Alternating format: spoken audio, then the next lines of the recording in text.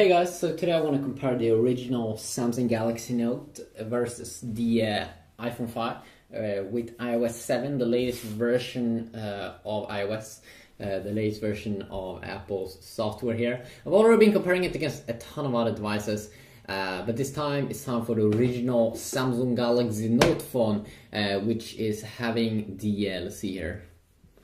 It's actually the first device to be insanely big in terms of its size.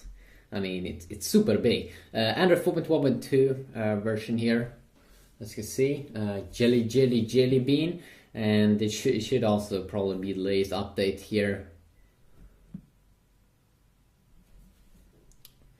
There we go, the latest update here, and of course iOS 7 here on the Apple machine is pretty interesting to compare. So to start off here, of course, the Galaxy Note, the new good things with the new Galaxy Note phone, the Galaxy Note 2 smartphone, is of course the original Galaxy Note, is that the new Note has a better improved S Pen. This one is thinner. It's not as good on accuracy when you type. Let's see here. There we go. It's still pretty good. I mean, for its price, what you will pay for this variant here, but comparing to the new Note 2, it's really bad. Let's see here. Let's just skip that out. And also in terms of its form factor, it's pretty bulky. The button here at the top is too high, and it's a pretty wide phone. The new Note 2 is definitely much better in terms of its form factor. But still, it's a veteran, and it's a cool old boy here, which can still be pretty decent here with its dual core processor, 1.4 GHz clocked, I think a little bit higher than the S2. I mean, it's basically like a big S2 with a little bit better specs. Especially the camera, I'm pretty sure it's way better. So if you start off here on the lock screen, you can see that you can have quick access here to some apps that you can quickly launch, and then you have the clock here. Same here, you have the clock here. You don't have any quick access to some apps or quick access to your own apps here in iOS 7, but you have quick access to the camera. So that's at least one way here. Let's see. There we go. You can just do one swipe up. Of course, all the apps has been updated as well. All the apps has been updated, like the camera app, the Safari browser, the square mode here when you take pictures is the mode. I think it's like the Instagram mode. The panorama mode, which of course is pretty obvious what it is. Take a long picture. You can see that you can enable HDR here just by simple tap. But Apple still likes to keep it very, very simple. Also, what Apple have enabled here in iOS 7 is that you can, first of all, you slide over here to unlock like that. Nothing happens when you slide to right side. But if you slide from the bottom side here, you get something that's pretty cool. Finally, some toggles inside of iOS 7. So you can see here some quick toggles for Wi-Fi, airplane mode, Bluetooth, do not disturb mode when you don't want to get any calls or anything, screen rotation mode, a brightness slider. All of these small things that you've been having in Android for a long time, finally that's well in iOS. If you want to access it here, of course, on the Galaxy Note 2, no, Galaxy Note, not the Galaxy Note 2. Sorry, I'm so used to using the Galaxy Note 2. But if you want to control these on the Galaxy Note, of course, you can just do one swipe from the top side, where you can see all your notifications, your brightness slider here, and then also you can see this music player that you see in the control center that Apple seems to be calling it. You can see music player here. This is the music player that will pop up when you play music on the Galaxy Note. And then also you have some quick access to some apps here, like the alarm and let's see, the light here that people usually download a lot. And then also you do have quick access to the calculator here if you do want to do any quick calculations. And then also the camera. So that is how the lock screen is on both two devices. You probably have some more options there. It depends. If you want to have some apps that you always can quickly launch, then of course Android is better. But if you don't need that, if you just need the camera and that control center that you can access both when you are on the lock screen and not when you're on lock screen. You can also disable it if you don't want to have people to get access to that in the lock screen mode. Notifications, I think that you will still see all your notifications in iOS 7 up here when you swipe down. You can see I have the calendar here. So this is the notification center. So you see the calendar. You can go from today, all missed. I assume that you'll see notifications there somewhere. I did remove the stocks. You can also customize that fully in the settings area. If you go to notification center here, you can here if you want to have access to that on the lock screen. If you want to include these things here, you can definitely do so. Let's see, photos, alert style. You can customize the kind of the alert, how it should look like when it pop up. So of course that is pretty cool.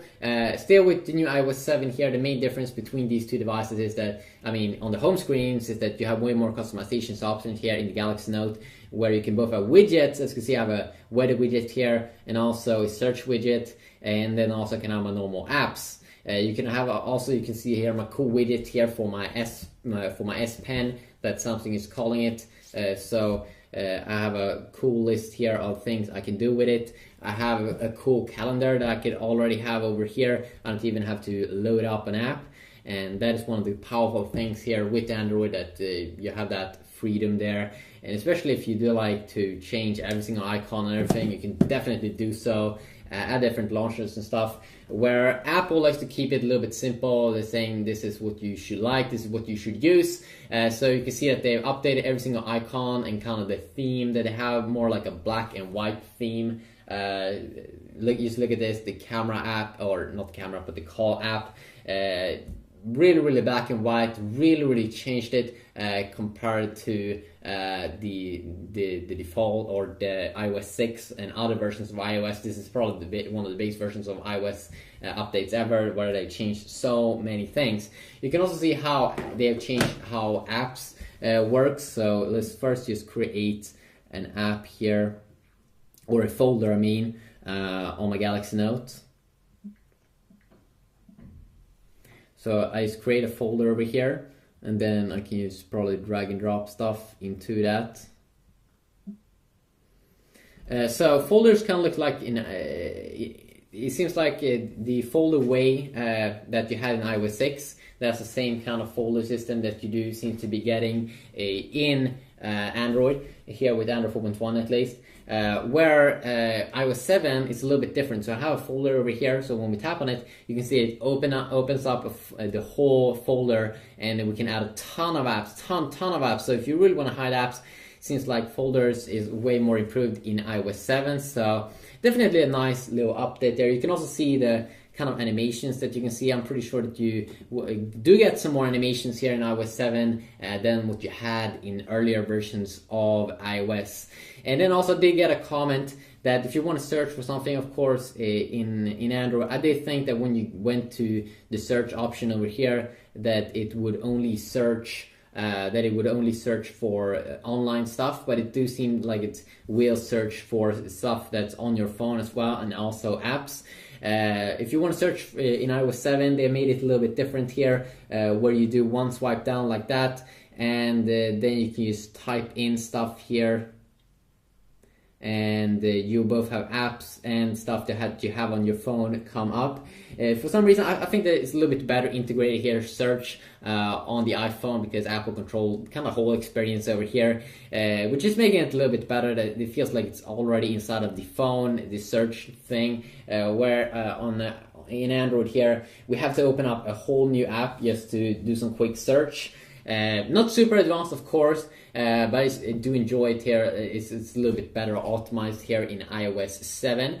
Also, of course, with the voice assistant that you do get, of course, you still have you have voice. Let's see here. Do we have? I don't think we have S voice. No, we don't even have. It seems like we don't have S voice on Android 4.1 for the Note. It's available on the new Galaxy 3, of course, and Galaxy S3 Mini. But it seems like we do have the old voice talk here. Let's see, agree.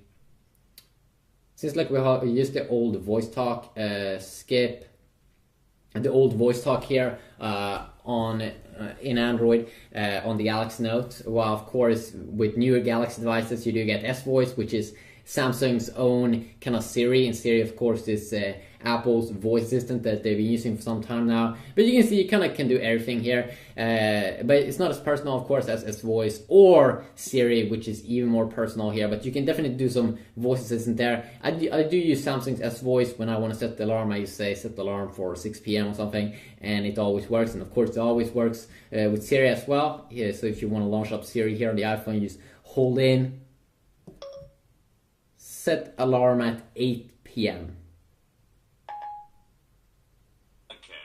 Set an alarm for 20. So as you can see, very, very simple. You can also see the beautiful transition effects there that they've updated that. Let's just disable that, and that's pretty cool that you don't even have to open an app just to disable it again. Extremely useful, extremely nice. Of course, you can just launch apps also, I think, with it.